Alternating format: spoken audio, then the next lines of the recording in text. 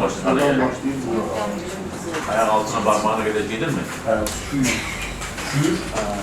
Belində yırtığı olan və bunun ağrılarını necə aradan qaldırım sualını verirsinizsə, şikayətlər sizə varsa diqqətlə qulaq asın dediklərimə. Çünki bu elədiyim prosedur bel yırtıqlarının əməliyyatsız müalicəsi üçündür. Yəni eyni vaxtda xəstəmizə transforaminal epidural steroid və epidural steroid inyeksiyasını icra elədik. Xəstənin şikayətləri sol tərəfli yan üzərindən başlayaraq budun arxası ilə düz ayaq altına, topuğa, barmaqlara qədər yayılan bir ağrı şikayətləridir. Keyləşmə, gizilti, ağrı, sümükdə oyulma hissiyatları və bu hissiyatda bu ağrılar daha çox yeriyəndə artır.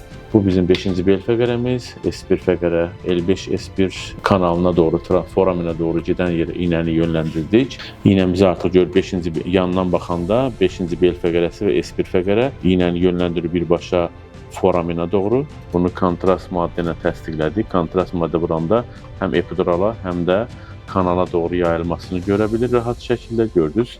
İynə həm foramindan L5 sindirin çıxışı boyu, həm də epiduralsa. Bu ən ideal yayılımıdır dərman maddəsinin. Birinci prosedurumuz bundan ibarətdir. Digər prosedurumuz isə dediyim kimi epidural steroid. Burada da görürsünüz necə dərman maddəsi çox gözəl yayıldı, həm aşağıya, həm yuxarıya doğru.